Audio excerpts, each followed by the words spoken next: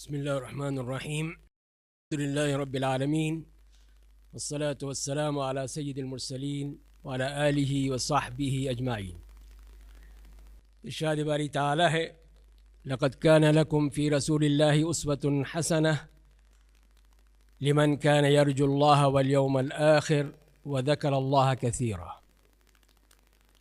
برادران و خواہران اسلام، آج جو ہم جمع ہوئے ہیں یہ دیکھنے کے لیے کہ ہم نبی کریم صلی اللہ علیہ وسلم کی طرح کس طرح بن سکتے ہیں، وہ کیا طریقے ہوں گے جن کے ذریعے سے وہ محبت حاصل کی جا سکتی ہے، اور آپ صلی اللہ علیہ وسلم سے یہ محبت کیوں ہے، کیوں ہم محبت کرنا چاہتے ہیں، اس کی کوئی وجوہات ہونی چاہیے. ایک تو ہماری ایمانی وجہ ہے، ایمان ہے ہمارا، لیکن اس کے ساتھ ساتھ کچھ اور وجوہات بھی ہیں جو ہمیں اس بات پہ لازم قرار دیتے ہیں کہ ہم آپ سے محبت کریں. اور محبت کا لازمی نتیجہ کیا ہے؟ اتباع نبی صلی اللہ علیہ وسلم. ان کی اتباع ہوگی تبھی ہم ان کی طرح بن سکیں گے. اگر اتباع ہی نہیں ہے تو پھر محبت کیسی؟ اگر محبت نہیں ہے تو پھر ایمان کیسا؟ اگر ایمان نہیں ہے تو پھر ہم اس دنیا میں کس لیے آئے تھے؟ تو یہ نبی کریم صلی اللہ علیہ وسلم سے محبت، یہ وہ عبادت ہے یہ جس کے بغیر ہم زندہ نہیں رہ سکتے. اس لیے کہ نبی کریم صلی اللہ علیہ وسلم کی ایک حدیث سن لیجئے جس میں آپ فرماتے ہیں کہ ثلاث من کن فیہ وجد بہن حلاوت الایمان، کہ جس میں بھی یہ تین خصال موجود ہوں وہ حلاوت ایمانی پا سکتا ہے. ہمارے بھائی نے تو ابھی آپ سے کہا تھا کہ آپ اپنے ذرا ایمان کو، اپنی محبت کو ریفریش کر لیں. میں مزید یہ عرض کروں گا کہ ایک تھرمامیٹر لے کر اپنی حلاوت ایمانی کو بھی چیک کر لیں کہ آپ کی حرارت ایمانی، حلاوت ایمانی بڑھتی بھی ہے کہ نہیں ہے. اس لیے کہ نبی کریم صلی اللہ علیہ وسلم فرما رہے ہیں یکون اللہ ورسولہ احب الیہ مما سواہما، کہ اللہ اور اس کے رسول کی محبت ہر چیز سے بڑھ کر ہو، ہر چیز سے بڑھ کر ہو، اس کے علاوہ اور کوئی چیز اس کے آڑے نہ آئے. اور کسی سے محبت ہو تو صرف اللہ کے لیے، اور کفر میں واپس لوٹنا اس طرح اس کو ناپسند ہو جیسے کہ وہ جہنم میں جانے کو ناپسند کرتا ہے. تو نبی کریم صلی اللہ علیہ وسلم کی یہ حدیث بھی سن لیجئے کہ لا یؤمن احدکم حتی اکون احب الیہ من ولدہ ووالدہ والناس اجمعین، کہ تم میں سے کوئی شخص مومن ہو نہیں سکتا ہے، اس کا ایمان کامل نہیں ہو سکتا ہے جب تک کہ وہ محبوب نہ ہو جاؤں میں اس کے نزدیک، اس کی اولاد سے بڑھ کر، اس کے والدین سے بڑھ کر، اور تمام لوگوں سے بڑھ کر. حضرت عمر نے بھی چاہا کہ اپنا ذرا ایمان چیک کر لیں. انہوں نے بھی اپنا تھرمامیٹر آن کیا، کہا کہ میں آپ سے محبت کرتا ہوں ہر چیز سے بڑھ کر، لیکن سوائے اپنے نفس سے، نفس زیادہ محبوب ہے. تو آپ نے فرمایا کہ نہیں اے عمر، یہ نہیں چلے گا. تو انہوں نے کہا کہ لأنت أحب إلي من نفسی، آپ تو میری جان سے بڑھ کر محبوب ہیں. تو آپ نے فرمایا کہ الآن یا عمر، اب بات بنی نا عمر. یہ ہے وہ محبت کہ ہر چیز سے بڑھ کر ہو، کسی سے کم نہ ہو. تو پہلے تو یہ دیکھ لیں کہ ہم محبت کیوں کرتے ہیں. پہلی بات یہی ہے، اس لیے ہم محبت کرتے ہیں کہ آپ ہی ہماری ہدایت کا سبب بنے ہیں، اور آپ کی یہ بعثت، آپ کا یہ آنا پوری انسانیت کے لیے ہدایت کا ذریعہ بنا ہے. اور ہم لوگ جو اس بر صغیر کے اس حصے میں رہتے ہیں، اگر ہم یہاں پر نہ ہوتے، نبی کریم صلی اللہ علیہ وسلم کی دعوت نہ ہوتی، اللہ تعالیٰ کا حکم نہ ہوتا، تو اللہ نہ کرے ہم وہاں پر بھی آج بھی کسی بت کے سامنے رام رام کی مالا جپ رہے ہوتے ہیں۔ کتنا بڑا اللہ کا شکر ہے کہ اس نے ہمیں یہ وطن عزیز دیا ہے تاکہ اسلام کا بول بالا ہو سکے، اسلام کا نام سربلند ہو سکے۔ قد انزل اللہ علیکم رسولا، قد انزل اللہ علیکم ذکرا رسولا یتلو علیکم آیات اللہ مبینات لیخرج الذین آمنوا وعملوا الصالحات من الظلمات الی النور۔ تو اللہ تعالیٰ نے خود بتا دیا کہ تمہارے لیے یہ ذکر نازل کیا ہے رسول جو تم پہ اللہ کی آیات کی تلاوت کرتا ہے، بینات بالکل واضح کرنے والی آیات، تاکہ لوگوں کو نکالیں، جو لوگ ایمان لائے، نیک عمل کیے، تاریکیوں سے نور کی طرف۔ جعفر ابن ابی طالب رضی اللہ تعالیٰ عنہ نے کیا کہا تھا نجاشی کے دربار میں کھڑے ہو کر کہ اے بادشاہ، ہم مردار کھایا کرتے تھے، شراب پیتے تھے، قطع رحمی کرتے تھے، برائیاں کرتے تھے، گناہ کرتے تھے، یہاں تک کہ اللہ تعالیٰ نے نبی کریم صلی اللہ علیہ وسلم کی بعثت فرما دی، آپ کو بھیج دیا، اور آپ نے ہمیں تاریکیوں سے نکال کر روشنی میں بھیج دیا۔ دوسری وجہ یہ ہے کہ آپ وہ رحمت ہیں جو اللہ تعالیٰ کی طرف سے ہمارے لیے اتاری گئی ہیں۔ وَمَا أَرْسَلْنَاكَ إِلَّا رَحْمَةً لِلْعَالَمِينَ۔ ابن القیم رحمہ اللہ فرماتے ہیں کہ آپ کا یہ رحمت تمام جہانوں کے لیے ہے، اس لیے کہ آپ کی اس رسالت کا نفع سب کو پہنچتا ہے، جہاں تک کہ آپ کے جو ماننے والے ہیں ان کو دنیا اور آخرت کی عزت ملتی ہے، وہ اس عزت کے حقدار بن جاتے ہیں، اس لیے کہ وہ رسول اللہ صلی اللہ علیہ وسلم کی امتی ہیں۔ اور آپ کے یہ دشمن جن کی اللہ تعالیٰ نے موت جلدی کر دی اور ان کو ختم کر دیا، اس لیے کہ ان کی موت ان کی زندگی سے بہتر تھی، اس لیے کہ اگر وہ رہتے اس دنیا میں تو دنیا اور آخرت کا عذاب ان کے اوپر بڑھتا چلا جاتا۔ اور اسی طرح وہ منافقین جنہوں نے صرف اپنے ایمان کا اظہار کیا، ان کا بھی نبی کریم صلی اللہ علیہ وسلم کی اس رحمت کی وجہ سے ان کے خون بھی بچ گئے، جان بھی بچ گئی، مال بھی، عزت و آبرو بھی۔ اور تیسری بات، ہم نبی کریم صلی اللہ علیہ وسلم سے محبت اس لیے کرتے ہیں تاکہ ان کی طرح بن جائیں۔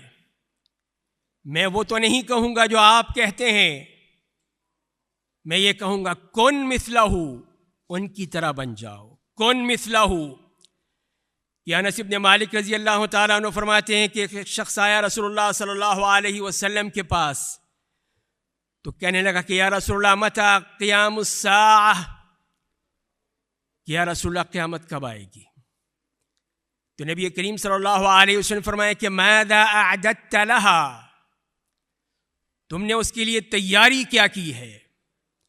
قیامت کو تو پوچھ رہے ہو، بتاؤ قیامت کے لیے تیار بھی ہو یا نہیں ہو، یا صرف اپنی عیاشیوں میں جیسے ہم لوگ لگے رہتے ہیں۔ تو اللہ کے بندے نے یہی کہا کہ میرے پاس کوئی زیادہ نہ نماز ہے نہ روزے ہیں، صرف یہ ہے کہ میں اللہ اور اس کے رسول سے محبت کرتا ہوں۔ تو نبی کریم صلی اللہ علیہ وسلم نے وہ بات کہہ دی کہ صحابہ کرام خوشی سے جھوم اٹھے۔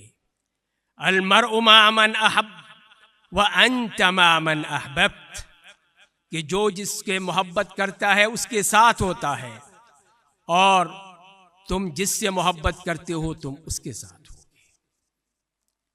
یہ دیکھ لیجئے کہ محبوب کے ساتھ کس طرح اس کی محبت کی نشانی بنا جا سکتا ہے۔ صوبان مولا رسول اللہ صلی اللہ علیہ وسلم فرماتے ہیں، یا ان کے بارے میں وہ کہتے ہیں کہ ایک دن وہ نبی کریم صلی اللہ علیہ وسلم کے پاس آتے ہیں اس حالت میں کہ ان کے چہرے کا رنگ فق ہوا ہے، رنگ بدلا ہوا ہے، چہرے سے غم ٹپک رہا ہے۔ تو نبی کریم صلی اللہ علیہ وسلم نے پوچھا کہ اے ثعبان، تمہیں کیا ہوا ہے؟ تمہارا چہرہ اتنا زرد کیوں ہو رہا ہے؟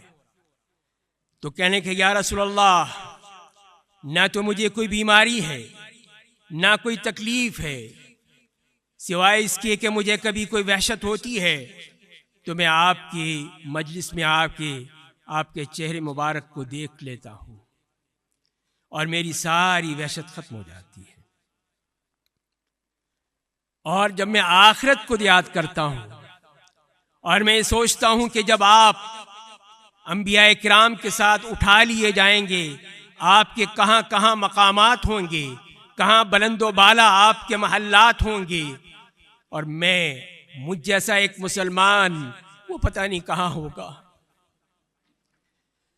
تو اس وقت مجھ سے برداشت نہیں ہوتا، اس لیے کہ میں آپ کو دیکھ نہیں سکوں گا کہ آپ کا مقام کہاں اور میرا مقام کہاں۔ تو اسی لیے فرمایا کہ اللہ تعالیٰ کی طرف سے آیت نازل ہو گئی، وَمَن يُطِعِ اللَّهَ وَالرَّسُولَ فَأُولَئِكَ مَعَ الَّذِينَ أَنْعَمَ اللَّهُ عَلَيْهِمْ مِنَ النَّبِيِّينَ وَالصِّدِّيقِينَ وَالشُّهَدَاءِ وَالصَّالِحِينَ وَحَسُنَ أُولَئِكَ رَفِيقًا۔ تو یہ دیکھیے اللہ تعالیٰ کی طرف سے کتنی رحمت نازل ہو گئی۔ یہ جو بھی اللہ کی اطاعت کرتا ہے، اللہ کے رسول کی اطاعت کرتا ہے، اور وہی لوگ ہیں ان لوگوں کے ساتھ جن پر اللہ کا انعام ہوا ہے۔ میں اور آپ بھی یہ دعا کرتے ہیں، الذین انعمت علیہم، الذین انعمت علیہم، ہم دن میں 5 نمازوں کی ہر رکعت میں پڑھتے ہیں، لیکن ان کی طرح بنتے کیوں نہیں ہیں؟ ان انبیاء کرام کی سیرت کو پڑھتے کیوں نہیں ہیں؟ نبی کریم صلی اللہ علیہ وسلم کی سیرت کو کیوں نہیں پڑھتے ہیں؟ کیا صرف اس کے لیے ربیع الاول ہی مخصوص ہے کیا اس کے لیے صرف 12 ربیع الاول ہی اتری تھی کیا؟ یہ سیرت نبی صلی اللہ علیہ وسلم اس لیے ہی پڑھنی ہے تاکہ ہم ان کی طرح کے بن جائیں۔ تو فرمائے کہ انعم اللہ علیہم من النبیین والصدیقین والشہداء والصالحین۔ تو 4 ہی وہ کیٹیگریز ہیں کہ جن پہ اللہ کا انعام ہوا ہے۔ تو انعام پانے والے انہی انعام لینے والوں کے پاس رہتے ہیں، ان کے ساتھ ہی اٹھتے بیٹھتے ہیں۔ ہم نبی کریم صلی اللہ علیہ وسلم سے محبت کیوں نہ کریں؟ ان سے تو جمادات بھی محبت کرتی تھی، ان سے تو اللہ تعالیٰ کی تمام مخلوقات محبت کرتی تھیں۔ ہم کیوں بھول جاتے ہیں اس تنے کو، اس کھجور کے تنے کو جو مسجد نبی میں رکھا ہوا تھا؟ نبی کریم صلی اللہ علیہ وسلم اس کا سہارا دے کے خطبہ دیا کرتے تھے، اور جب آپ کے لیے ممبر بنا دیا گیا تو پھر آپ ممبر پر تشریف لے گئے تو اسی تنے میں سے اس طرح رونے کی آواز آئی جیسے کسی اونٹنی کا بچہ روتا ہے۔ تو جمادات بھی محبت کرتے تھے، ہم کیوں نہ محبت کریں؟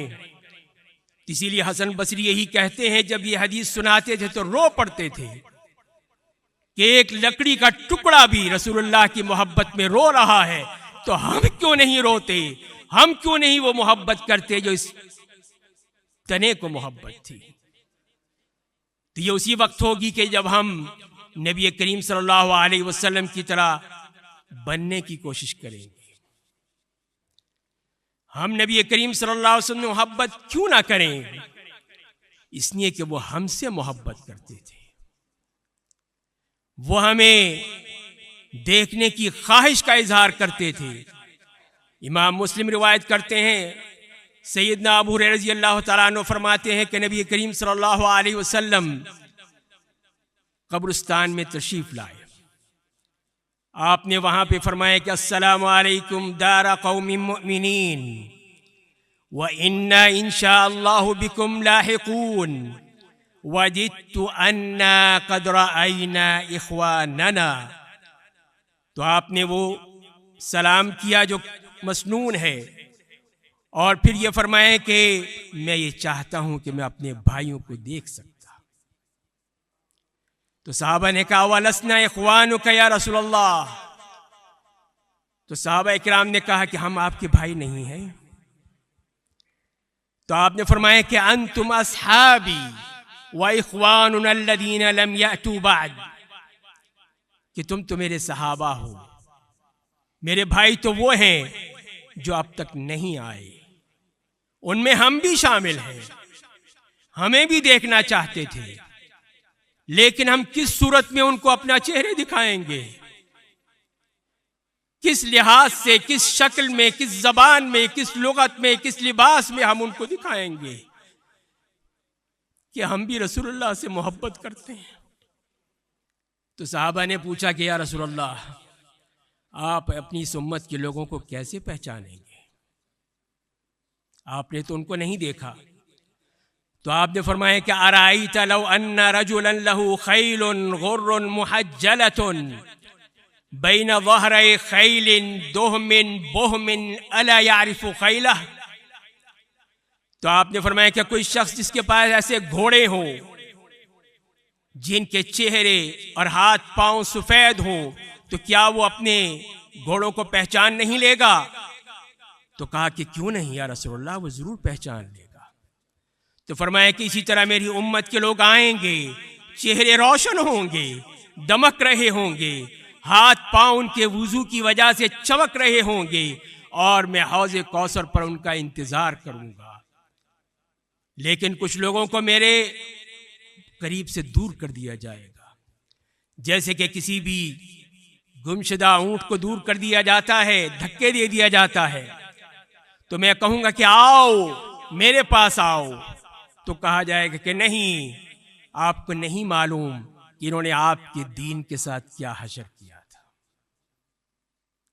تو بن جائیے اسی طرح کہ رسول اللہ آپ کو پہچان جائیں کہ یہ ہے میری امت کے لوگ، یہی ہے میری امت کے لوگ جو کہ میرے دین پر چلنے والے ہیں.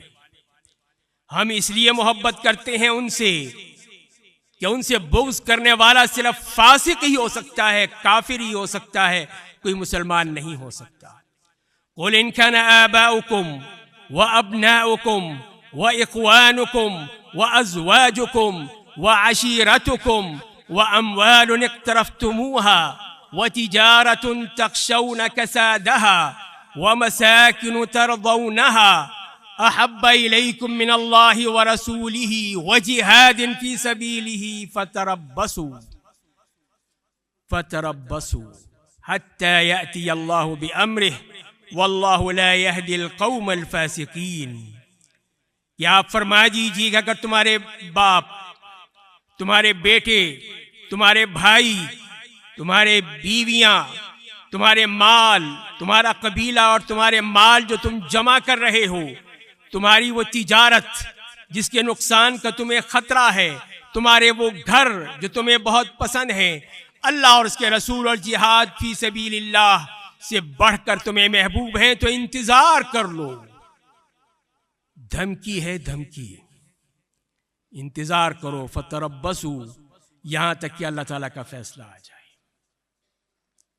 ان اللہ لا یہدی القوم الفاسقین، اللہ تعالیٰ فاسقوں کو ہدایت نہیں دیتا.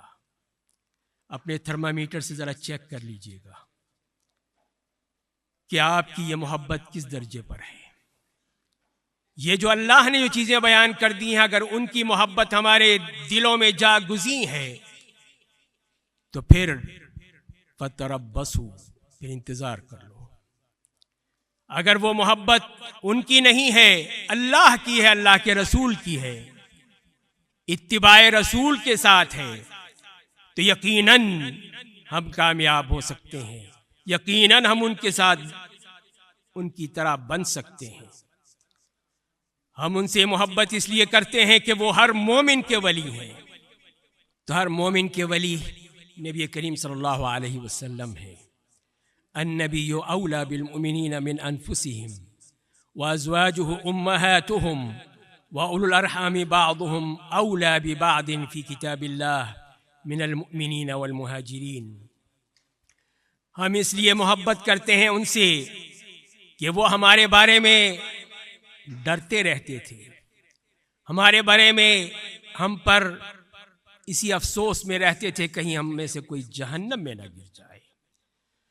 صحیحین کی حدیث ہے، سیدنا ابو ہریرہ رضی اللہ تعالیٰ عنہ فرماتے ہیں کہ مثلی ومثلکم كمثل رجل اوقد نارا فجعل الجنادب والفراش يقعن فيها وهو يذبهن عنها وأنا آخذ بحجزكم عن النار وأنتم تفلتون من يدي۔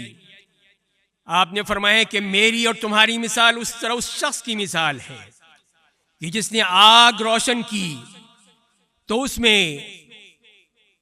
یہ پتنگے گرنے لگے، میں تمہیں بھی اس جہنم سے روک رہا ہوں لیکن تم اس میں گرنے کی کوشش کرتے ہو، میں تمہارے کمر سے پکڑ پکڑ کے تمہیں نکال رہا ہوں، تم میرے ہاتھوں سے نکلے جا رہے ہو۔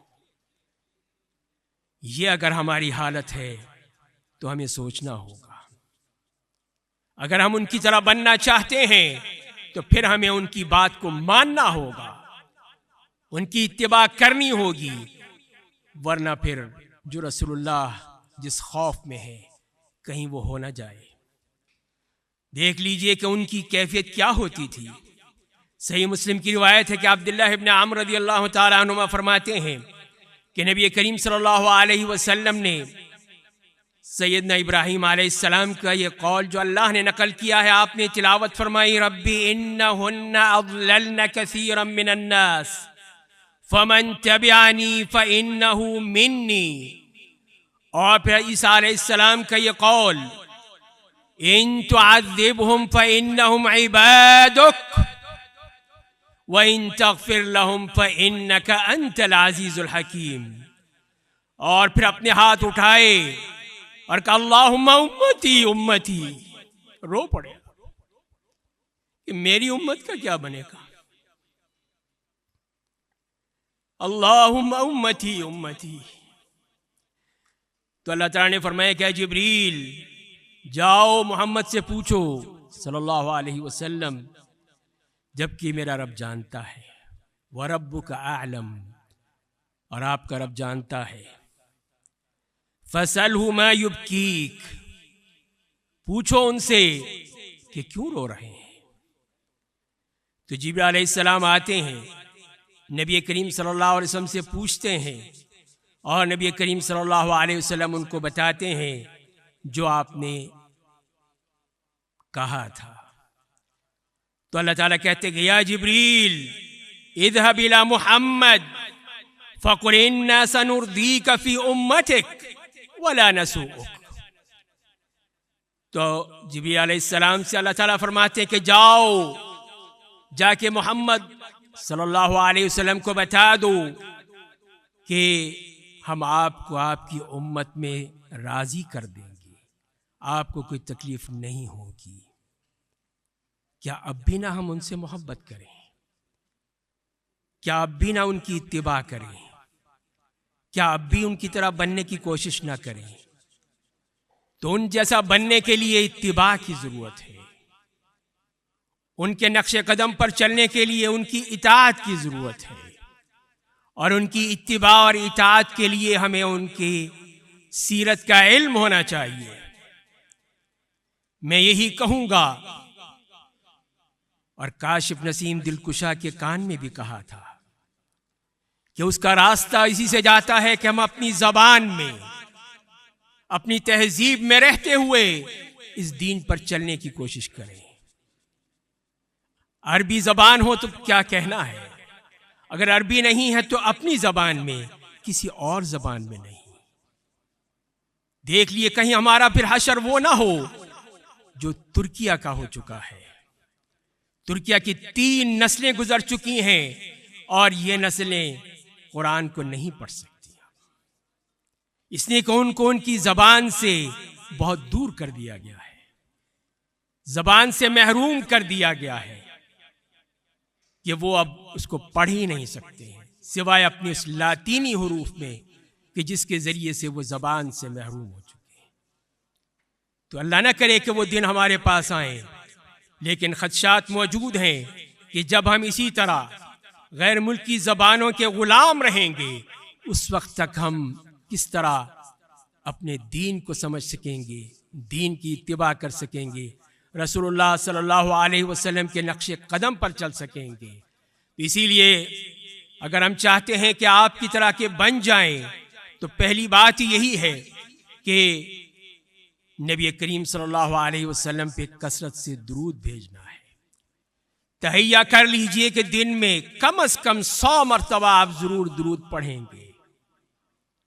ہر نماز کے بعد 5 مرتبہ یا 10 مرتبہ پڑھ لیجئے، باقی رات کو سونے سے پہلے پڑھ لیجئے، تو یقیناً آپ کے دل میں یہ محبت بڑھتی چلی جائے گی۔